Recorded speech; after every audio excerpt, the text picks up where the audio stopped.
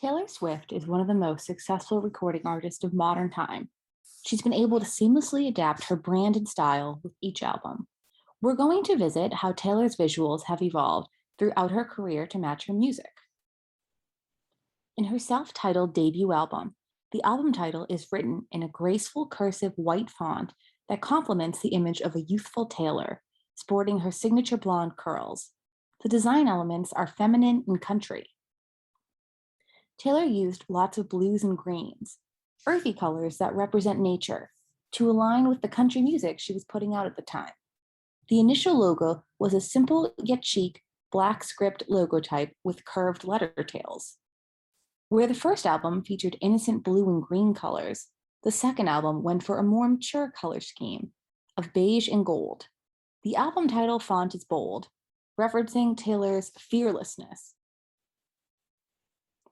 Taylor continued to use her original logo, designed in 2006, for this album.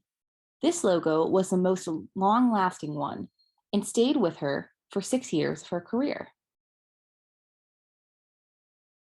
The cover design of Taylor's third album did not stray too much from past covers. It's still very feminine, with a graceful Swift spinning in a dress, a cursive album title, and her long curly hair on display.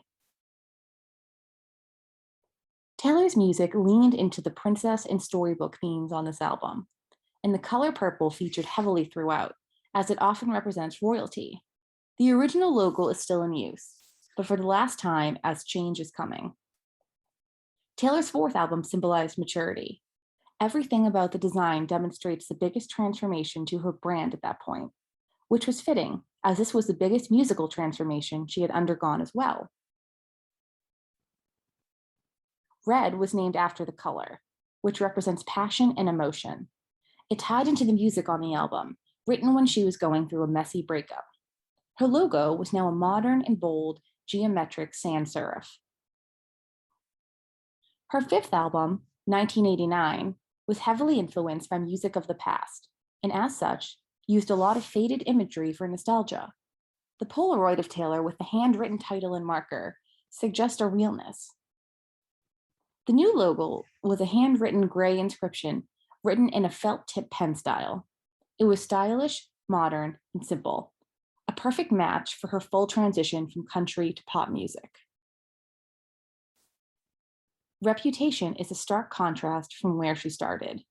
The feminine font of the album title has been replaced by a Gothic serif font, and her domineering pose and the more structured font type all demonstrate her new strength. Reputation uses a lot of black, representing how angry and hurt Taylor was when she recorded it. The sophisticated new logo is an elegant serif font with curved, clean lines in all black capital letters. Her seventh album was Taylor's return to being happy. She said she just wanted people to think of a sunset, which she captures with the album cover's ombre pink and orange tones and fun glitter font. The album features lots of pinks, a fun, playful, and feminine color. Her first light and bright logo was created in 2019 and was completely different from all her previous logos. Now it's all about the color. For her eighth album cover, Taylor is barely in the photo. This represents her departure from writing songs about her personal life and instead moving towards writing songs about other people and fictional characters.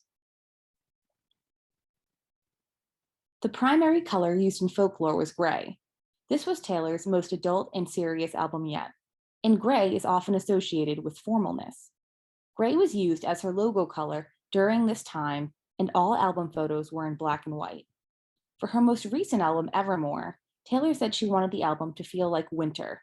This imagery is evoked in the album cover through wool coats, dead trees, and the brown earth. Evermore was designed to be a sister album to her previous album, Folklore.